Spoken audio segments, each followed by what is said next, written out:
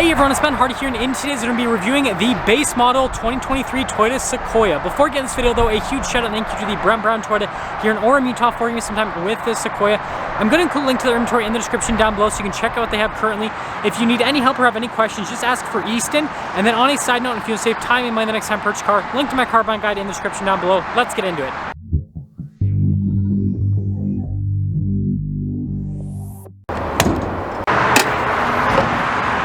Under the hood, we have a twin-turbo 3.5-liter V6 as paired to a hybrid system and a 10-speed automatic transmission. Fuel economy is 17 around town and then 22 on the highway, with power outputs being 437 horsepower and then 583 pound-feet of torque. And this is the only powertrain you can get with the new Sequoia. Before I go over the front end, I do want to mention if you see more videos just like this, then I recommend you subscribe because I post content every single day. So starting with the hood here, you guys can see it's like flat in the center and then raised there on either side. And then coming down below, you guys can see with the SR5, we still have LED headlights. Notice the grille is darker in coloration, and then even the Toyota logo is also darker in coloration as well. Parking sensors there on the front, and you got fog lights at the bottom. You got a camera below the Toyota logo as well. Sorry about my shadow, but putting it all together, you know, the SR5 still looks cool. Coming on the side here, our tire and wheel setup is 265, 70, 18 in the front and over in the rear as well. And then you guys can see with the coloration on the wheels, it's silver. I think it would be cool if they blacked out the wheels because it would go with the rest of this particular vehicle, but they still look pretty good. So we have our iForce Max badge here on the side, and then notice with the mirror how it's blacked out there on the bottom, and then you got the chrome trim around the windows, and then this has the TRD side steps. And then if we take a look at the full side view, you guys can see those prominent fender flares there, just plastic for those, which again makes sense because base model life, but you know, I think it still looks good. Now here's our key fob. We have our unlock function, our lock function, and the Toyota logo, and that's it. To open the hatch, you've got this button here. You press it and then you just lift it up. Now, just like the more loaded Sequoias, this still has the whole floor situation where you can basically move this piece throughout to different levels to change where the loading floor is, which is kind of a cool feature with the Sequoia. I love how we have like a mini mat for that whole setup. And you guys can see all of the different levels that you have. Now, unlike the more loaded Sequoias, this actually does not have power seats for the rear, so you do have to raise and lower them yourselves with a little strap, but we still have the little handle right there to pull the seats forward or backwards. So like if I wanted to have the seat all the way back and then do that, but you do have to like let go of the strap to lock the seat. So it's kind of a process that's best done with two hands rather than one hand, just a recommendation there. And then headrest, you gotta lift it up yourself too. And when you're done, you've got this handle you can grab and then just kind of throw it down.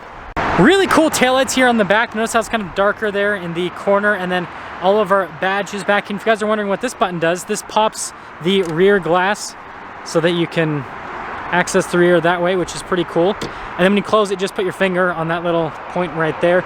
And then notice Sequoia logo down below, also blacked out, and then more parking sensors. And then finishing things up with the rest of, I guess, the overall design, you've got those roof rails there at the top, and again, you know, I think the new Sequoia just looks really good, and even in base format. Now here's our door panel for the rear. So it's actually hard touch there at the top, but it is soft touch where you're going to rest your arm. We've got our window control right here, and then you can see the handle, and then tons of storage space on the panel itself. Then again, those TRD side steps. Now just like the loaded Sequoia, you have this thing where you pull this latch and yeah, just pops forward. Now legroom in the back of the Sequoia is decent, not as good as something like a Tahoe, for example, but again, still pretty solid, especially if you have the seat scooted back like I have. And then you guys can see you've got some like cup holders there, some storage space down below, and then I do have vents here at the top. Headroom here in the back though is pretty good. And then getting the seat back is really easy, just down and then lift up. And then you guys can see the seats here. So we've got cloth seats with this SR5 package. I do like the pattern right there. And then actually sitting here in the second row, legroom's good. I don't know why there's not a storage pocket there, but there is one on the other side. We got our Toyota first aid kit that's in the cup holders. We have our own climate controls here in the back, and then you guys can see with some USBs down below. And then headroom is excellent back here. And don't you worry, I did not forget about the cup holder armrest. So here's the front door panel. You actually have really nice padding here at the top. You're gonna rest your arm, and then down below as well, just like the rear. All of our window controls, you've got your door lock and unlock function, your mirror adjustments. The mirrors actually do power fold in, and they've got blind spot monitoring, and then tons of storage space on the door panel. And for those of you that are wondering, we have 1,420 pounds of payload capacity. Towing capacity with this is like right around 9,000-ish pounds. We've got these cloth front seats, so you can see just like the rear, and you've got the cool pattern here on the bolsters, also just like the rear, and then all of our power adjustments on the side. Bunch of controls right here. So this is for like your gas cap release, for example, heated steering wheel control as well. And then if you're running the steering wheel, is, well, manually adjustable.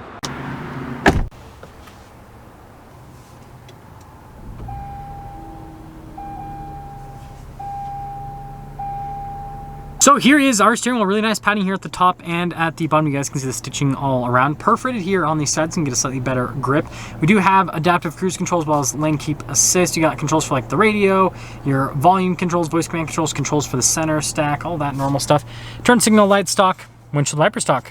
Now it looks like even the SR5 gets the full digital gauge cluster here with the new Sequoia. Notice it says iForce Max. It lets us know our charge right there on the max part, and then the iForce part, I guess, refers to the engine, so it lets us know, how much we're into the turbos, which is pretty cool. And then you guys can see the screen here off to the side. We can see basic bits of information on the Sequoia, pretty standard stuff. Now, just like other Sequoias I've reviewed, we do have a tow haul mode. It'll pop up in green right there, just above iForce. And then we've got some different drive modes. We have a Sport, Normal, and Eco that you can go through, and it illuminates what's changing. So like in Sport, changes with the powertrain.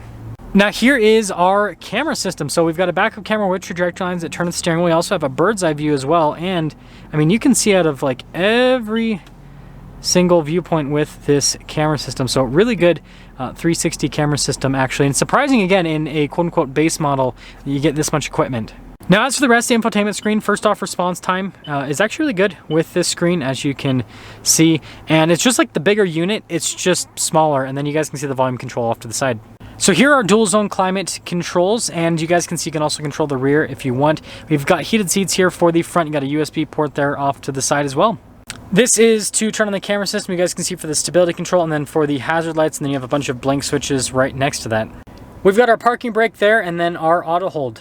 And then below the blue stop start button to signify this is a hybrid, we have trailer brake controls already integrated. Now we've got a bunch happening in this whole area. So we've got some storage space right there, and you guys can see with the cup holders, shifter for that 10-speed automatic, and you do have a manual shift function built in. Our drive mode / tow haul mode select, and then our drive line select. This does have 2-wheel high, 4-wheel high, and 4-wheel low. And then of course we have the fancy center console, so it has the sliding tray just like the Tundra, and then you can see opening it up, tons of storage space there, coin holders, USBs, everything you could ask for. We actually have a 12 volt right there at the top portion of the dash. And then again, this has like the same dash appearance as the Tundra. You do have some padding right there, and you can see the glove box, pretty spacious. Up top here, we've got controls for the sunroof, and as you can see, we got a pretty normal sunroof. So here's our window sticker for this 2023 Sequoia, as you can see. And you've got the standard equipment right there. And like I said, that engine is the only engine you can get. You can't get the non-hybrid version like in the Tundra, but quite a bit of standard equipment. Now, the base price here is $61,300. Now let's see what they have added to this. So heated steering wheel, guess you got to pay a little bit extra for that, but that's a nice thing to have. And then black badges, I think that's worth it because it makes it look cooler. And then the running boards if you're going to use those. So most everything is standard. I mean, the options they add are pretty, I mean, they're not like super minor, but they're kind of minor. And then here is our total MSRP, and this one's $64,918.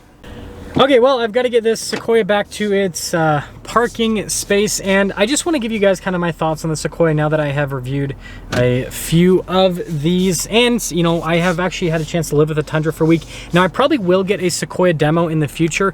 I doubt it'll be a base model like this. Toyota, just like most manufacturers, whenever they send out demos, they're typically fully loaded, so it'll probably be, you know, either like a loaded up limited or, you know, probably a Tier D Pro actually. I think that that would actually fit pretty well with what Toyota has sent out recently.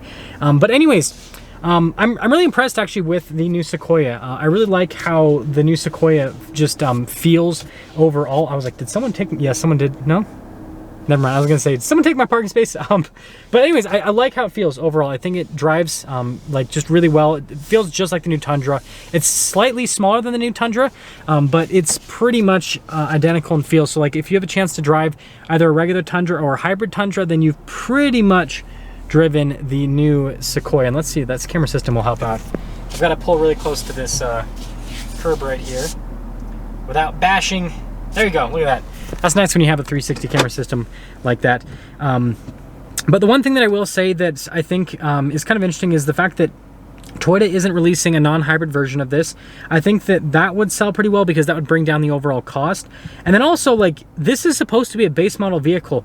This is not like a base model vehicle, I guess, in terms of what I'm used to with Toyota, because like when you think base model, you think like, you know, you'll get power windows and, you know, you'll get climate controls, but you're not going to get heated seats, 360 camera system, digital gauge cluster, I mean, sunroof. Like, this thing has so many options added to it. It's not a true base model. And so I think that something else that Toyota could do with the Sequoia is release like a true base model that is like sub $60,000, because it doesn't have all of the bells and whistles this has. But again, we're in a market where supply is so short, so it probably doesn't make sense for Toyota to release like a base model version of the Sequoia quite yet, because demand is already there. Like, these are already sold out. But you know, if demand ever diminishes, then maybe that would be the route to go, so that more people could enter the Sequoia world, because we would have a more affordable offering on the market. Let me know what you guys think about the new Sequoia, and let me know what you think about that whole situation. Like, do you think that this is a little bit too much for a, again, quote unquote base model, or do you think this is, you know, just right? That's gonna sum things up with our video on this Sequoia, and I want you guys again to let me know what you think about it. But anyways, a huge shout out and thanks to the Brent Brown Toyota here in Orem, Utah, for giving me some time with the Sequoia. Check out the info in the description down below. Ask for Easton if you have any questions. I'll see ya.